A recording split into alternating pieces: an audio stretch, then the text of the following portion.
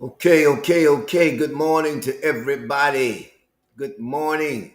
It is a privilege and it's a blessing to be alive. I know it's a situation, but God is still good. You might have something going on, but just know the Lord is in control of that, even that. Again, good morning to all of you. Hello to everybody. We'll give you a chance to come in. We can share a word with you. As always, I'm grateful to God for the privilege to be able to share. And here's the reality. As I encourage you, I encourage myself. That's the truth of the matter. So I'm here as a life coach, mentor, spiritual leader, pastor, whatever you want to categorize me. I'm here to get you going this morning. All right, let's go. We gotta go. We gotta go to work. Gotta go to work, man. Life is work. I wish I could tell you something different, but life is work, and we're gonna talk about that in terms of the lesson or the thought today. I'm gonna share a thought with you. I'm gonna give you something to think about. All right. So let's get going here. Let's get started. Turn your setbacks into a comeback. Turn your setbacks into a comeback. So this is a big one. This is huge, brother. This today's point. This is huge. I'm gonna write this down. Excuse me. Acknowledge the fact, comma. You have to confront it. My Lord. That's it right there. Acknowledge the fact, you have to confront it. You got to confront the setback. All right. So, just some thoughts to consider. Excuse me. If you get fired from your job, you know that's a setback, obviously. But you got to confront. Again, I got fired. Why? All right. A divorce, perhaps. You've gone through a divorce. Your marriage failed. Um, Maybe you got some health issues. We're gonna go a little deep this morning.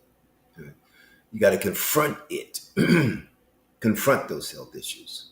Definitely, men need to do a better job in confronting health issues, because so often men wait, and let stuff fester and it gets worse because you didn't confront it. All right, don't put your head in the sand.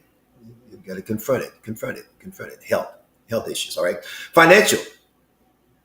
Here it is today. Setbacks, financial setbacks. Um, Credit card. Your credit card. You got a credit card or credit cards, and you're spending money you don't have. It's like America printing money, a trillion dollar debt in America. Financially, living beyond your means.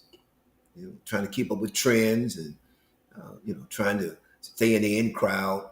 Got to wear the latest designer clothes. Setback. You got the Gucci, but then it's a financial setback. We're going somewhere. Stay with me now. All right. Relationships setback. What are the you have relationships setback, and think about it. I'm gonna get into my lesson here. You have to understand something.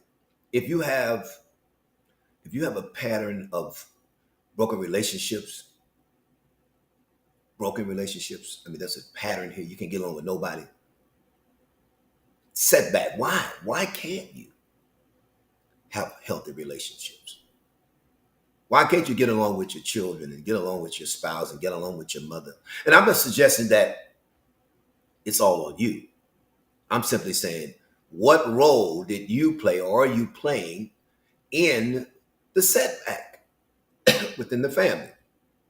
Business. If you keep failing in business, and we all have had business failure. If you're in business, you're going to have failure. It's going to happen. Investments, it's going to happen.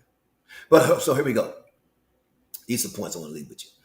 Acknowledge the fact you have to confront. Okay, acknowledge that it is a setback. All right. Secondly, accept responsibility for the setback.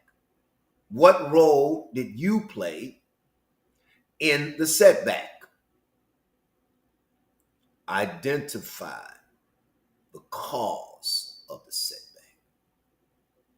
What's the root cause? Let's get to to the source. We're dealing with symptoms, right? Symptoms are a derivative of a root cause. So let's identify relationship. What happened? What's the root cause? Is it some childhood issue that has gone unresolved? What's the root cause? Why can't I get along with people? Why do I keep making bad financial decisions? Why? Why? Why? Why? Why am I in my third marriage? Man, that's deep. Hey, guess what? If you thinking you're gonna remarry and you don't change, you're on your third, second, third wife, husband, etc. You gotta stop and pause, and you keep going through the same cycle. You gotta think about it. Okay, what's the? I gotta identify the cause here. Okay, why don't folk want to be around me? All right. Here's the other point. This is one I'm gonna close with. When you acknowledge the setback, you take responsibility for the setback, you identify the root cause of the setback. Here's the big one. Work to get over the setback. Right here. Right here. All right. So here's the reality. You're gonna have to work. You gotta work. You can believe God all day long, but you gotta work. You can say, God, I believe God, I can move mountains. I believe God, I'm gonna get past these financial setbacks, relationship issues. Guess what? You're going to have to work. Accept that. You gotta go to work. In whatever area of the setback, you gotta go to work. All right. So let me give you a scripture real quick here. This is important because often Christians fail to understand that you got all this faith, but you got to have work.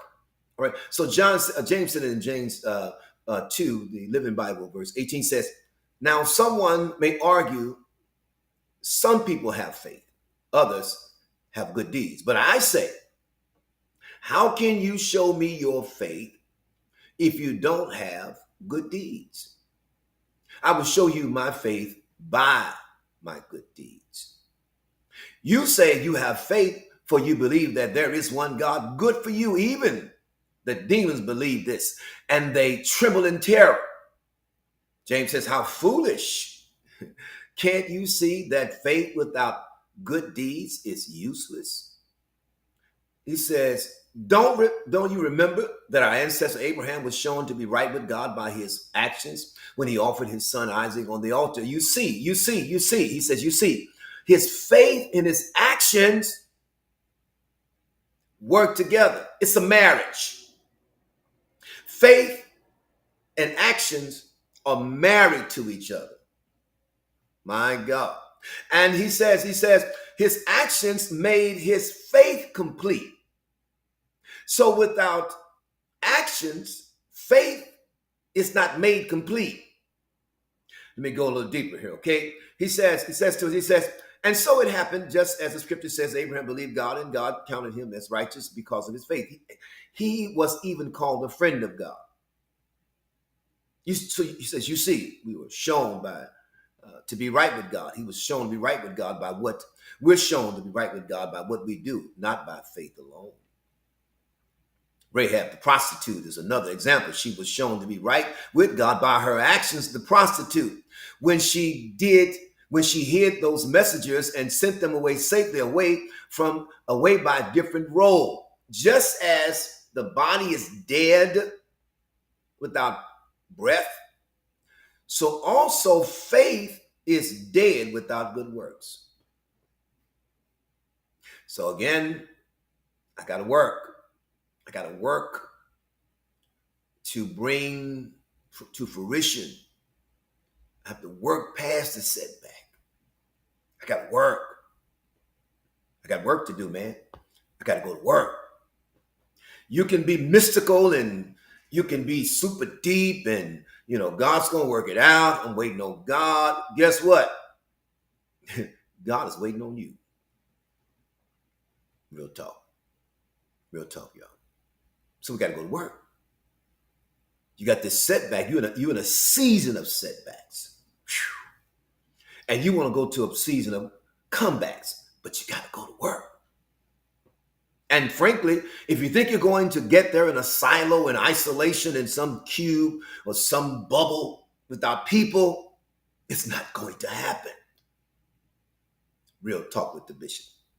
Because what's going to happen, God's going to use people to give you a gauge of where you are in the developmental process. It's going to use real people to give you a measure, to give you a sense of where you are. You're not going to get this in a corner in a dark room by yourself. He's going to use family, friends, co-workers, church people, folk in the community. It doesn't matter. He's going to use everybody. Because how are you going to know if you matured and you've gotten better from the setback if you have no way of measuring? Goals without measurement it's just an idea. It's an idea. Every goal ought to have measurable outcomes. If your goal is to lose 20 pounds, I'm just being hypothetical, of course, then how do you measure that? You don't measure that just by looking at yourself. You get on the scale. Put an old suit on and see where you are in the process. Put a dress on that you got in the closet when you were small. Put that one on, see how you look. Put that suit on. That's it. I got to confront it, man. Got to confront it.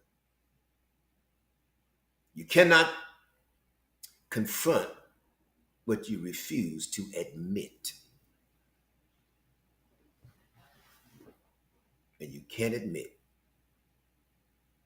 when you won't acknowledge that there is a problem. I need to work on this setback.